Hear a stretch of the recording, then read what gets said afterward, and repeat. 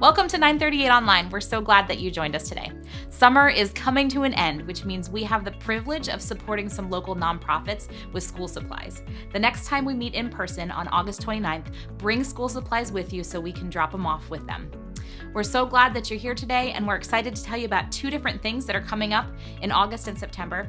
The first one is that on August 27th, we're having a commissioning celebration for all of our team members who are doing something awesome this year for God. It'll be a time for us to celebrate one another, to worship together. Pastor Marc will have an inspirational message to lead us into this next year. Bring the whole family. We'll have Mezzaluna wood-fired pizza supplied for everyone and a special space for kids to hang out and play together. Today, we're continuing our series called Hope for Our City, where Pastor Marc will give us an important message. But before that, let's sing together.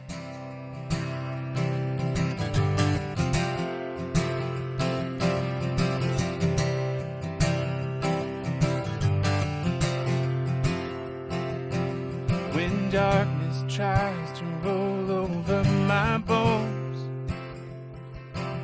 when sorrow comes to steal the joy I own, when brokenness and pain is all I know, I won't be shaken, I won't be shaken. And my fear doesn't stand a chance when I stand in your love. My fear doesn't stand a chance when I stand in your love. My fear doesn't stand a chance when I stand in your love.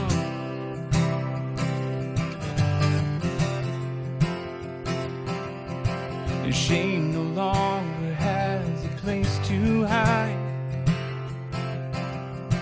and I am not a captive to the lies. I'm not afraid to leave my past behind. I won't be shaken, I won't shaken, and my fear doesn't stand a chance when I stand in your love. My fear doesn't stand a chance when I stand in your love. My fear doesn't stand a chance when I stand in your love.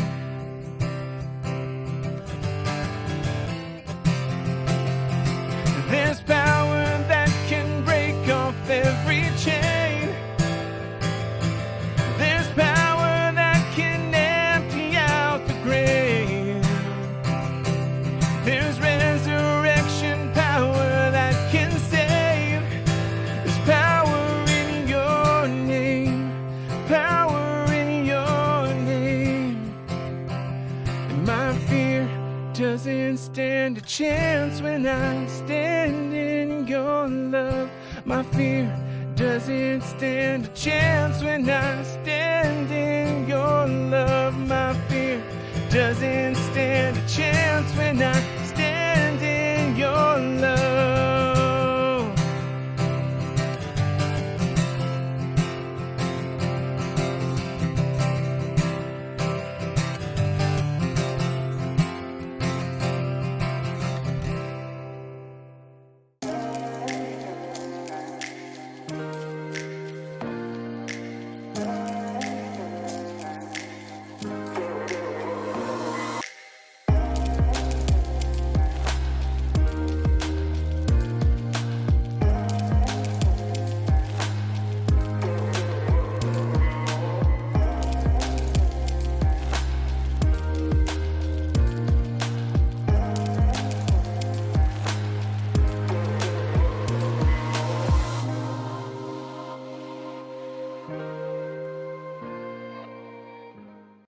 I've got a question for the adults. I got a question for the kids. And it's pretty similar, but okay, adults, here's that question for you.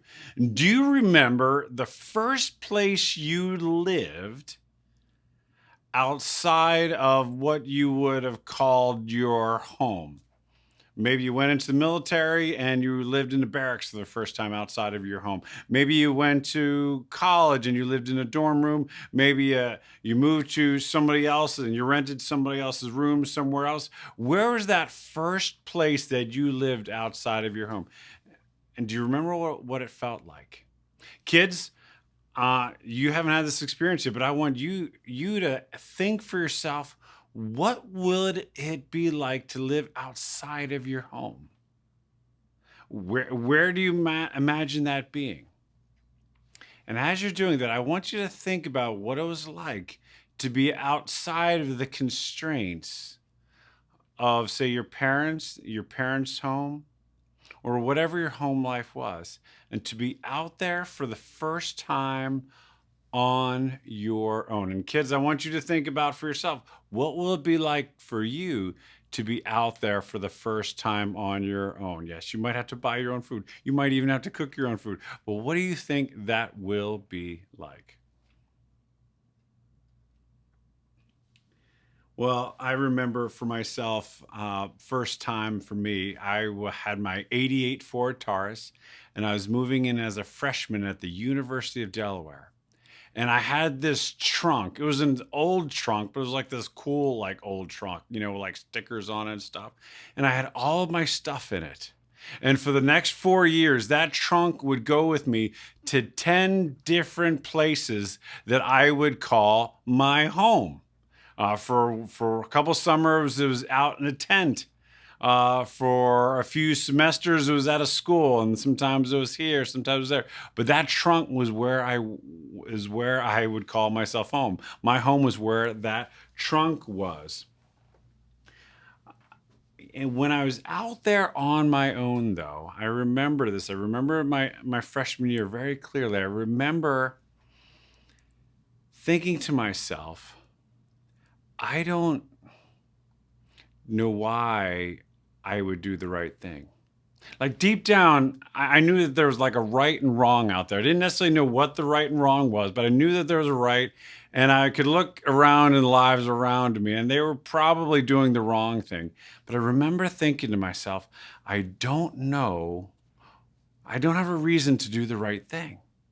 Now, this was sort of in the middle of my spiritual journey. I believe that this is a question that God cultivated in my heart in order to start stirring my interest in him. But I remember looking at the binging lifestyle around me and thinking to myself, I don't think that's what I should be doing, but I don't have, now that my parents aren't here, I don't know why I would do the right thing.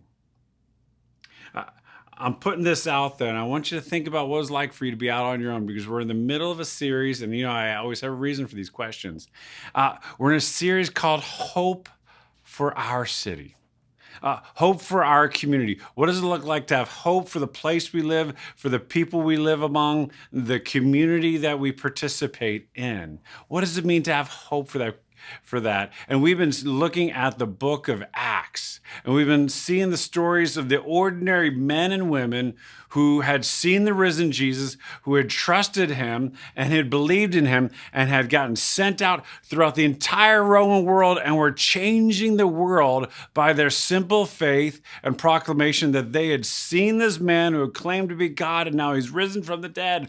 And that proclamation brought hope, and transforming hope that began there and has continued to change the world generation to generation, culture to culture. And today in particular, as we think about hope for the city, I'm going to focus on a particular aspect of the city and the particular aspect of our life. And we might even want to call this hope for the university. I know it's not the university, but just bear with me. Hope for the university. Why? Because we're following the Apostle Paul, and the Apostle Paul is left all by himself in a city known as Athens. We know the ruins to this day. It's a famous city. It was the center of Greek philosophical culture. And as they'll describe this city, all they love to do is sit around and talk about the different ideas. And Paul didn't have any allies. He was completely on his own. He didn't have anybody with him. And pretty much everybody in that city would disagree with him. Have you ever been in a situation like that? When you think about that first time out on your own, were you on your own with your beliefs? Well, Paul knew what that was like. And what we're going to see him do is we're going to see how he interacts in the intellectual center of the Roman world. And my hope is, as we look at this and we study this, we are going to come away with this with just so much confidence in the foundational message of the gospel and who Jesus is to be a foundation for the way we build our thinking and our worldview. All right, so let me do this. Let me go ahead and read this passage, and we're going to see what Paul does when he's dropped in all by himself amongst an entire city of people who disagree with him, and see how he responds to that challenge and hear the message he delivers. All right, so we are in Acts 17. I'm going to pick it up in verse 16. While Paul was waiting for them in Athens, he was by himself. Luke had stayed behind in Philippi, and a few others were in another city. He had gone off ahead to Athens. He says, while Paul was by himself waiting for them in Athens, he was greatly distressed to see that the city was full of idols. So he reasoned in the synagogue with both Jews and God-fearing Greeks, as well as in the marketplace day by day with those who happened to be there. A group of Epicurean and Stoic philosophers began to debate with him. Some of them asked, "What is this babbler trying to say?" Others remarked, "He seemed to be advocating foreign gods." They said this because Paul is preaching the good news about Jesus and the resurrection. Then they took him and brought him to a meeting of the Areopagus, where they said to him, "May we know what this new teaching is that you are presenting? You are bringing some strange ideas to our ears, and we would like to know what they mean." All the Athenians and the foreigners who lived there spent their time doing nothing but talking about and listening to the latest ideas. It's like their Twitter or something. Like it's like the Twitter of that area. Anyway, Paul then stood up in the meeting of the Areopagus and said, "People of Athens, I see that in every way you are very religious. For as I walked around and looked carefully at your objects of worship, I even found an altar with this inscription, to an unknown God. So you are ignorant of the very thing you worship, and this is what I'm going to proclaim to you. The God who made the world and everything in it is the Lord of heaven and earth and does not live in temples built by human hands. And he is not served by human hands as if he needed anything. Rather, he himself gives everyone life and breath and everything else. From one man he made all the nations, that they should inhabit the whole earth, and he marked out their appointed times in history and the boundaries of their lands. God did this so they would seek him and perhaps reach out for him and find him, though he is not far from any one of us. For in him we live and move and have our being. As some of your own poets have said, we are his offspring. Therefore, since we are God's offspring, we should not think that the divine being is like gold or silver or stone, an image made by human design and skill. In the past, God overlooked such ignorance, but now he commands all people everywhere to repent. For he has set a day when he will judge the world with justice by the man he has appointed. He has given proof of this to everyone by raising him from the dead. When they heard about the resurrection of the dead, some of them sneered, but others said, we want to hear you again on this subject. At that, Paul left the council. Some of the people became followers of Paul and believed. Among them was Dionysius, a member of the Areopagus, also a woman named Damaris, and a number of others. All right, so Paul gets himself into a little bit of a mess. He gets himself into this place called the Areopagus, which was this sort of like this moral, ethical sort of governing board that took the ideas of this day and communicated to the community how things are supposed to be, what it meant. So this was a kind of a big deal, but his message had been so compelling, and this message about the resurrection had gotten their attention, so that it made them want to listen. There is so much in this passage I'd love to talk about. We are going to talk about mostly the front end of this. And where I want to start out with this is with the message of the gospel. Remember, gospel means good news. The good news that something happened. The good news that Jesus has come, the Messiah has come, and the evidence is that he's risen from the dead and everyone's seen it. So the message of the gospel can serve as the foundation of a worldview that you can build upon. All right. In fact, it's intended to be the foundation of our intellectual worldview. While they're there, the Athenians said, look, we want to know what this new teaching that you are presenting. He's presenting something very different. And in our world, it's going to be increasingly different. Increasingly, people are going to have people have a much less of a biblical worldview. They're going to have more and more ideas that disagree with ours. So having clarity on our ideas is going to be really, really important. But what you'll see from the summary of Paul's preaching is his message about the resurrection. All right, and that's the foundation for everything that we think and everything that we believe. On Christ the solid rock I stand. Like the hymn says, all other ground is sinking sand. So I want to show you something. And you might think it's kind of weird, but you're going to need to understand a little bit of something about me. So I did not grow up in the faith. I did not grow up in the church. And so when I sensed a call to ministry, I thought God was calling myself and Kathleen, I thought God was calling us to go serve as missionaries overseas. And so when we got married, we figured it was time to go get me some training. And Kathleen worked really hard, and I was able to go through seminary. But the understanding of our time in seminary is that I was preparing myself to train pastors in the Muslim world to have a strong theology and to pastor the church. So in my mind, I prepared or went through seminary to be a missionary, a missionary in another culture. I was learning Hebrew and Greek so I can understand it in English, so I can translate it to people who understand it in Turkish, so they can communicate it in a way that's meaningful. So I had a whole bunch of things. So sometimes when I talk, I might sound like a missionary egghead, all right? But I'm going to give you something missionary eggheadish today that I think will really help you in your faith, and particularly help you as help all of us as we begin to connect with people in a culture that has an sort of increasingly or decreasing understanding of a biblical worldview. All right, so I want to introduce you a diagram. I'm going to share this diagram. This is an anthropologist, a guy named Lloyd Quast wrote this. And what I want you to see here is, as you're looking at this thing, see it as an onion of culture.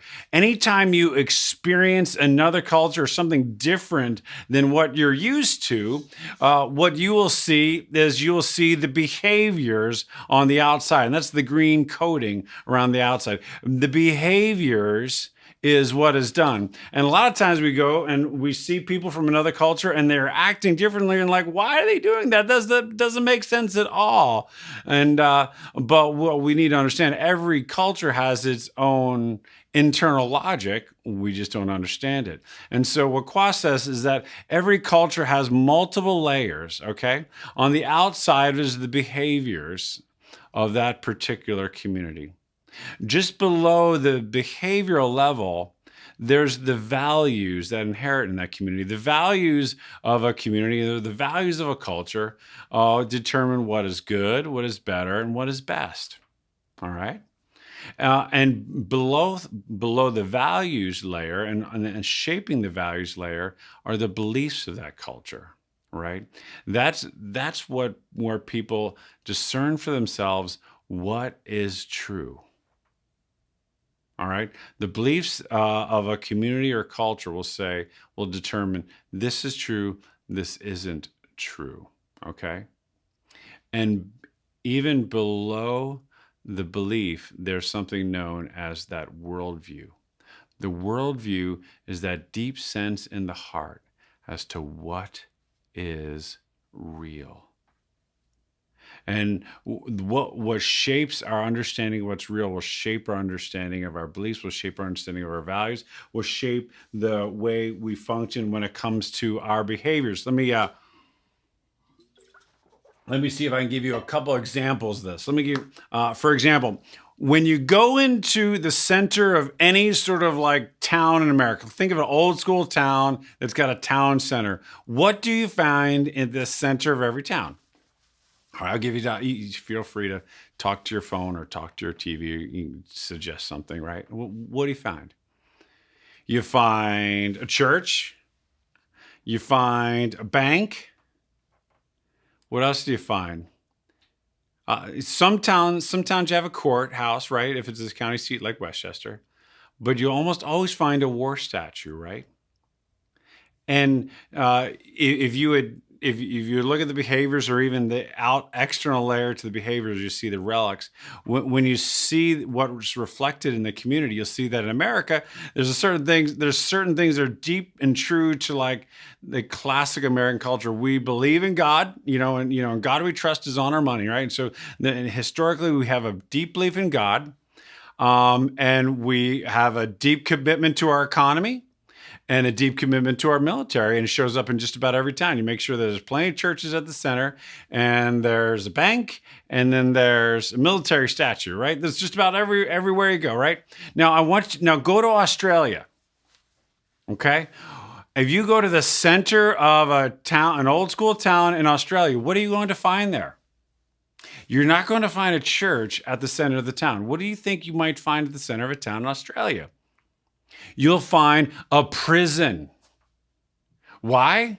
Well, Australia was founded as a prisoner colony for the United Kingdom, right? And so Great Britain and their other colonies would send their criminals to Australia, right? And so if you're a community of criminals, what are you going to do?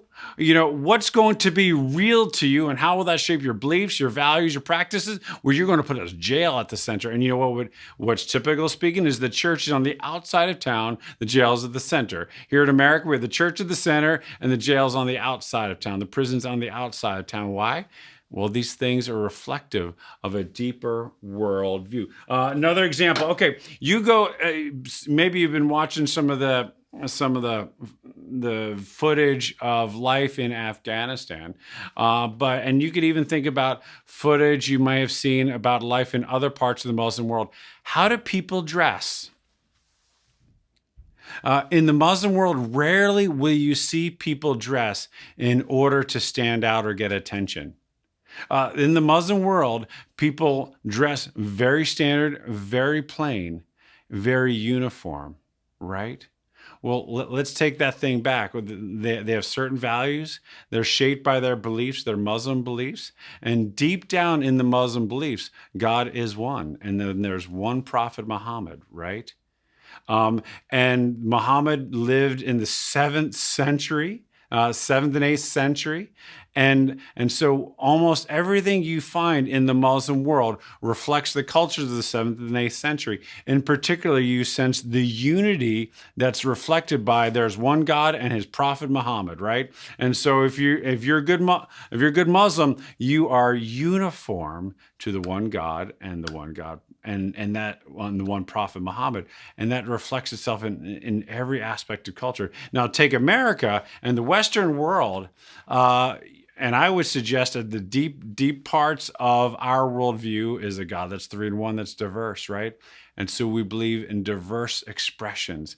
And you look where Christianity goes, wherever Christianity goes, the value of diversity increases. Why? Because our God 3 in 1 has a sense of diversity, right? The university came out of a vision of a one idea, one school or one community, bring a diverse set of colleges together to have a common vision, right? And so you play these things out. All right, a third example, go to different corporate cultures, right? When you go to Google headquarters, right? And they've got ping pong tables there that reflect something of their culture. If you go to Apple headquarters, that reflects some of their culture. Go to an Amazon distribution center. What does what they do and the way they lay out things reveal about what they value and what they believe and what's most real to them? All right. Let me ask you the question. If an alien from another planet or an alien from another country, or maybe just like a child, like an alien from your own home, would watch your life and they just watched your behaviors, they just watched your behaviors and wrote them down, just took notes, entirely objective, what would they conclude about your values? What would they conclude about your beliefs? What would they conclude about your worldview?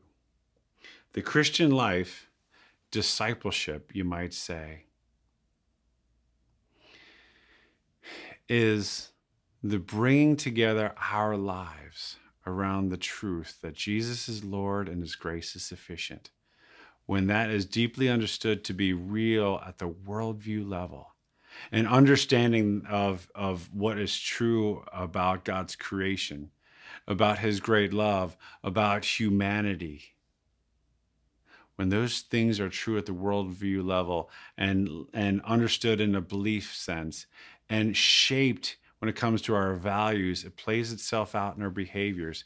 And what happens is that there becomes integrity between what we believe, what is real, what we value, and how we behave.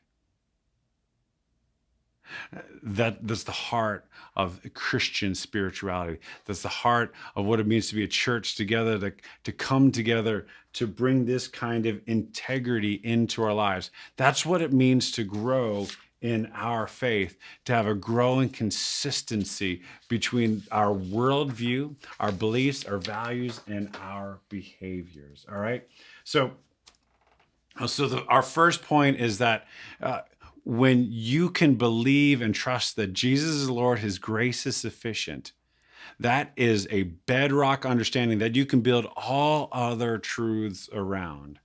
Because point number 2 goes this way. If it is true that Jesus is Lord, his grace is sufficient, that God is the creator of all things, just as Paul declares, right? If these things are true, that means every other worldview not based upon the revelation of God will ultimately be flawed and will betray those who adopt it. Those worldviews and the beliefs and the values that come from it and the behaviors that come out of that will fail those who trust in that. See, Paul had this situation. He was in Athens, and as he was talking, he had these different groups of people who were challenging him. They're the Epicureans and the Stoics and the philosophers, right? And they had all kinds of different ideas. And their ideas were sort of at the center of their worldview, right? Their particular idea occupied the center and shaped their beliefs, values, and behaviors. For example, the Epicureans genuinely believed that the meaning of life is all wrapped around one's personal pleasure. And that the meaning of life is about seeking pleasure. And if you would watch, if an alien would watch the Epicureans, you would see that worldview shape their beliefs, shape their values, and shape their behaviors as they continued to look for pleasure. The Stoics were, in some ways, the opposite of the Epicureans. At the center of the worldview of the Stoics, they believed that life was about suffering, right? And so one thing to note about the Epicureans, right? The Stoics, they had an enormous amount of resilience. Why? Because they believed that not only was life suffering, but we needed to learn. They believed they needed to endure, and so they valued resistance. They valued discipline. They valued patience and long suffering. And there's certainly good and true things about the Stoic worldview, and there's certainly good and true things about the Epicurean worldview. But if those things are at the center, eventually they will fail each of them. And you might, in your life, you can think of people who, that guy's relatively Epicurean, and this guy's relatively Stoic. And you can see some of those values, those Greek values, play themselves out in our own day and age, right? Well, Paul was with the Epicureans, he was with the Stoics, he's also the philosophers. The philosophers were the ones who, philos in Greek is love, Sophia, wisdom. They just loved wisdom. They loved ideas. They're trying to always figure things out. They had all these different ideas. And so here's how Paul challenged them. And I want you to hear this. And I want you to see if this can connect to you or connect maybe to the environment you see. Maybe you see this play itself out in your friends or in your school, in your workplace, or in your community. Could you say something like this to your friends? He says to them, I see that in every way you are religious. See, as Paul was walking around, he saw the different temples. And in each temple there would be an idol, the god of the sun, or to Zeus, or the different Greek gods, right? And they had all these different gods, but they weren't sure if they had all of them, so they made sure they had one to the unknown God, because they wanted to make sure they covered all their bases. But what you see Paul doing is he's speaking to them at a worldview level, because they didn't have a biblical worldview to understand who the Messiah might be or what a resurrection was be. So he's going to challenge them at the level of their worldview. And what I want to do is I want to take a moment. I want to help you have a sense as to how Paul thought about this. What Paul would say about you, what Paul would say about me, and what he would say about every human, is that every single person, whether they believed in God or not, is fundamentally a worshiper. The real question is, what are we really worshiping? So Paul kind of like to kind of, I should say, pull back the curtains on Paul's thought there. I'm just going to read a little passage from the book of Romans, chapter 1. And hold on, because, well, this is pretty bold, what he's going to say. He says, the wrath of God is being revealed from heaven against all the godlessness and wickedness of people who suppress the truth by their wickedness. What I want you to hear there is the wrath of God. What he's not saying is that God's not throwing fireballs at people like the movies might portray. What he's saying is that people have suppressed the truth. And what we experience when people have suppressed the truth is the absence of God's truth, which reveals essentially everything that God promised would happen if you suppress the truth of him. We have children, and sometimes we have to give them consequences for their behaviors. Most of the time, though, the consequences for kids when they do the wrong things, the natural consequences when you do the wrong thing. And the wrath of God here is pretty much the natural consequences of denying the truth about who he is. So he says, so he's speaking about people who suppress the truth by their wickedness, since what may be known about God is plain to them because God has made it plain to them. For since the creation of the world, God's invisible qualities, his eternal power, divine nature, have been clearly seen, being understood from what has been made, so the people are without excuse. For although they knew God, they neither glorified him as God nor gave thanks to him. And their thinking became futile, and their foolish hearts were darkened. Although they claimed to be wise, they became fools and exchanged the glory of the glory of the immortal God for images made to look like mortal human beings and birds and animals and reptiles. Therefore, God gave them over in the sinful desires of their heart.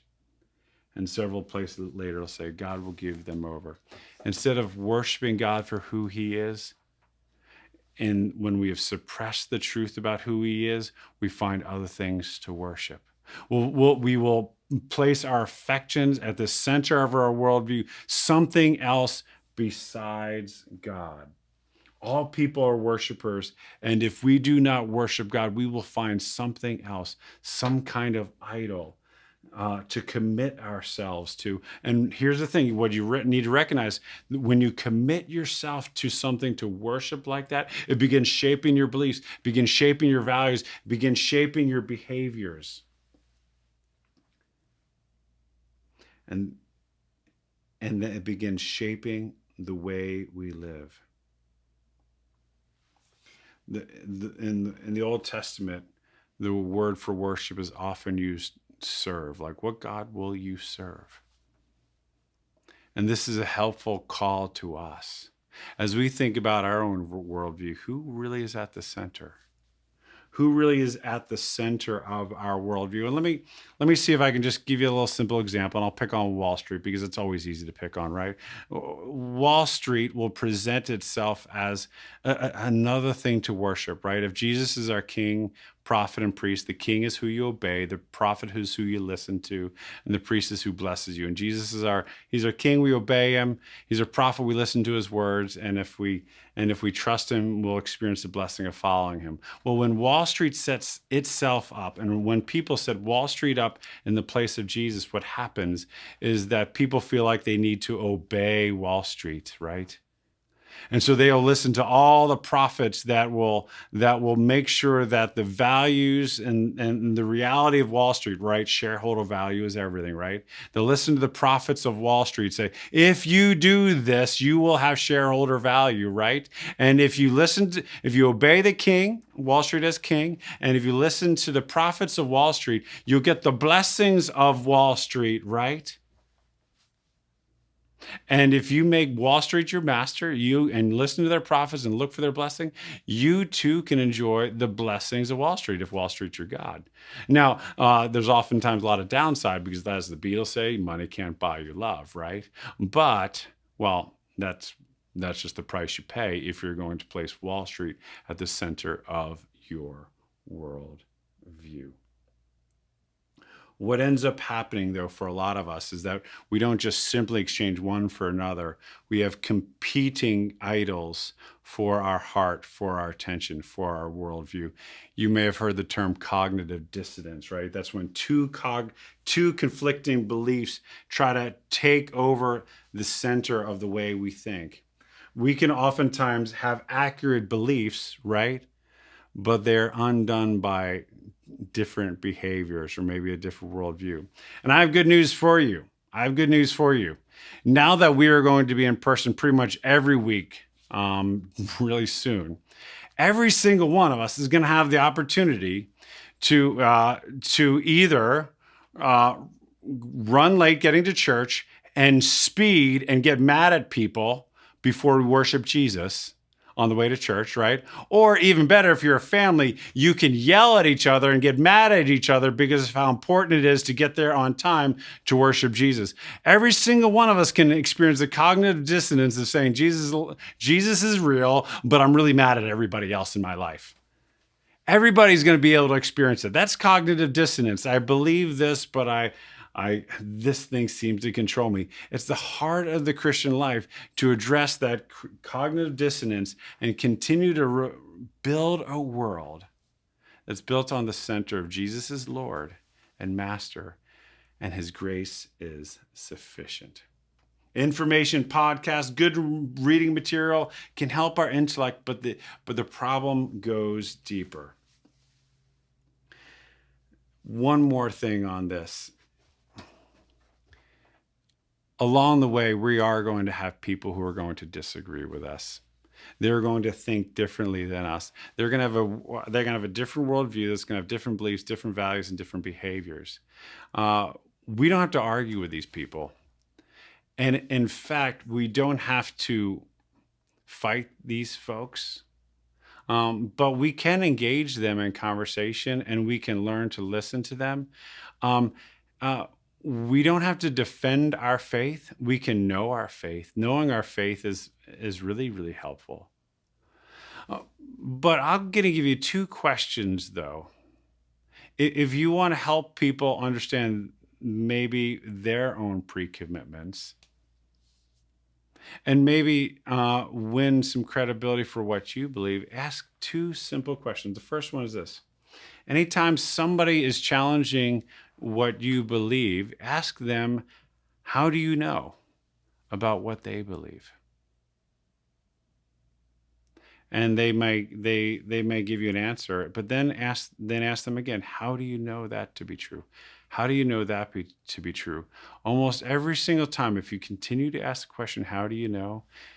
You'll find somebody who has a faith commitment. An atheist at some point, they have to make a faith leap themselves to believe there isn't a God. It's just as much of a leap of faith to say there is no God as it is there is a God. Everybody has circular reasoning, right? And so everybody's worldview begins with faith. So ask them, how do they know? Until they say, I just believe it to be true. Okay, well, let's talk about comparing different beliefs. Secondly, ask this question: can what they believe and what they're suggesting work for every culture and every generation? Most rival beliefs of the Christian faith is designed to fit a particular generation or a particular culture. The gospel is the only thing that can transcend cultures and generations and be transformative in every culture and generation without being damaging, but redeeming. And yes, every culture and generation will have its own disagreements with the gospel. That being said, the gospel isn't bound to any culture generation. And you'll be hard pressed to find anything that works like that for every culture generation. But if somebody's going to claim that something is true, it needs to be true for everybody. And if it can't be true for anybody, is it really true for anybody? Now, here's the thing. It's tempting to become proud about this, to protect ourselves from that. We continue to ask ourselves, does what I love reflect what I say is real, what I say I believe? And if that doesn't keep you humble, I challenge you to continue to take a look, continue to ask the question. The journey of the Christian life is continuing to sift the false worship out of our life, to continuing to focus ourselves in the integrity of the statement that Jesus is Lord, His grace is sufficient, and that can shape my beliefs, my values, and my behaviors. The third thing that we see in this passage is this. If this is true, this message must be preached. Preached and practiced. Preaching and practice requires a church. Paul said, what you worship as unknown, I proclaim to you. I'm going to preach to you. Paul's going to explain the gospel message. He's going to start with the sovereign God who is over all things, who created all things, who placed them in a specific place, and yet is near to them and will actually hold them accountable and hold you and me accountable for the way we use our lives.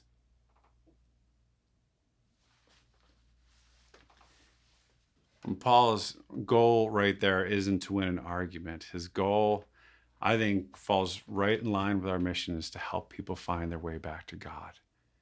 It's not an intellectual argument. It's not just a rational thing. Worship comes from the heart. This is not an argument of the mind. And when it comes to us at church, we're not trying to argue people to agree with us. We're not looking for people to agree with us. We're not looking to offer a better product. We don't want to be the best Sunday morning entertainment. We want to help people find their way back to a relationship with the one who loves them, to the Jesus who died for them. Which means that we need to deal with people's hearts and minds and real everyday lives. That's why Jesus said, I am going to build my church. The way, his commitment, his plan A, and he has no plan B, is to build a church. He didn't say, I'm going to send out an army of teachers. He didn't say, I'm going to go build a lot of hospitals, though the church has. He didn't say, I am going to build the contemporary Christian music industry. Music's a great, important part of things, right? He didn't say, I'm going to give everybody a really great parenting curriculum. If the parents could just get things right, then we'll be fine. He didn't say, I'm going to build a lot of Christian schools. He didn't even say, I'm going to build out Christian mingles so singles can find the right people to marry. He didn't say these things. He said, I'm going to build a church, and the church is going to carry this message, and people are going to learn to belong in a community of this message. People are going to learn to serve one another, and they're going to learn from one another. People are going to use their gifts to help people grow in this message, and we're going to live a corporate life that's reflective of this message. We're going to have a worldview where Jesus is raised, where Jesus is Lord, His grace is sufficient, and it's going to shape our beliefs, it's going to shape our values. And when the world sees our behaviors, they are going to believe that, yes, it's true, it's got to be true. These people are going to live this way. There has to be some merit to the message that, yes, this person really did come. He really was God, and He really died for me, and He really did rise from the dead. This message needs to be preached. Ever notice that before the big game? Before the big game, the coach, right? The coach, he doesn't just sit the players in seats or around tables and to bring in the analytics guy and talk about the batting average of everybody on the team or the specific statements. He doesn't speak, the coach does not speak to the mind and just give a bunch of information before the big game. That's not what brings them together. The coach brings everybody close so they can be a community. And he calls upon their hearts to believe in one another and what they're supposed to do, because it's a mental, emotional, social, relational, belonging community that calls them into the very mission that they are called to. Jesus doesn't give the church a mission, but Jesus' mission has a church. And as a church, we're the ones that encourage one another. That's why we got to get back in person. As we are in person, we make Jesus' grace more real. We make his love more real. We make his leadership more real in our lives. And yes, we preach it to one another and we practice it in our own lives. As a church, we need to practice one another these things that are true so that it can become more and more real to us. Athletes curate their lives around the calling to perform. An addict has to curate his or her life around their need to heal. Academics curate their time and attention around their calling to teach. Jesus' church, we curate our lives around the reality that Jesus is Lord and his grace is sufficient.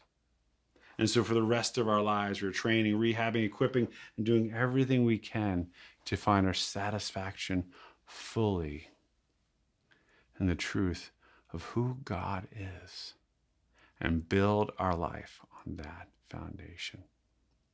I began the message reflecting upon how Paul was by himself in a hostile environment. I wanted you to think about what it was like to be by yourself. When I think of Paul by himself there in that hostile environment, I don't think he, in those days and age, a lot of people didn't have a lot of time by themselves. I wonder if he thought about that moment when he was called in the Damascus road and it was just him and Jesus.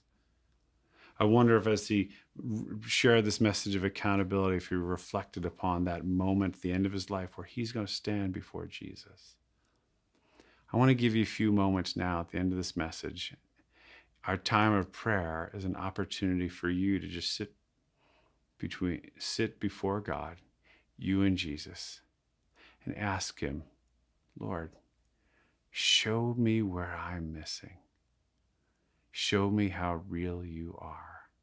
Help me see where there might be cognitive dissonance between what I believe and how I behave.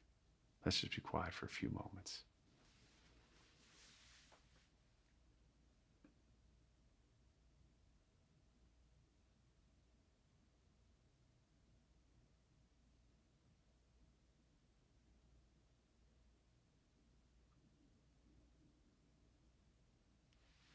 God, all of us in some way have a sense that you are the unknown God. There's aspects of who you are that we just can't know or fully understand or fully believe or fully make real in our lives. We are dependent upon you to show yourself to us. As you show yourself to us, I pray that you would give us belief that accepts who you are as true, accepts your way as true, that values who you are, and that shapes the way we behave as if you are the true leader, and that everything for our life and our joy and satisfaction can be found in you. May it play itself out in every aspect of our lives. In Jesus' name we pray. Amen. Okay, I want to share with you one specific thing that we're going to be doing over the next three weeks. We have homecoming coming up, and we want this to be an opportunity for us to grow in our faith, an opportunity to sort of practice what we preach. And so if you were with us in person this past Sunday, you were given a card that gives you an opportunity to commit to this 21-day homecoming challenge. It's a 21-day countdown, 3 weeks. We're going to be at homecoming. We're going to be in person every single week. And so that each of us has an opportunity to grow in this moment, we're going to call you to 3 things. First of all, will you pray daily with us at 9:38? Pray daily that we would find the harvest that God is sending us out to, that we would pray that God would send us as workers into his harvest field, serving his purposes, all right? Would you pray every day at 9:38? Secondly, would you fast from a form of media that might distract you from the reality that Jesus is Lord and his grace is sufficient? For me, a few weeks back, I started by taking Facebook and Twitter off my phone. And I'm going to continue. I'm going to pull a few more news apps off, right? Because I really don't need to know the news every hour, right? I can wait. And what I want to do is, like Paul had time in Athens just to look and see and observe. I want to be looking. I want to spend my time not looking at my phone. I want to be observing the world I live in. What would it look like for you to be less distracted and more engaged with our world? What can you fast from for the next 3 weeks? And then third, will you take time to just ask God, what does it look like for you to trust him with your money? It might be that you're going to commit more time and energy into managing it well. It might be that you're going to take a step forward in generosity. Kathleen and I are praying about that. I'll share a little bit about the next step we're going to take.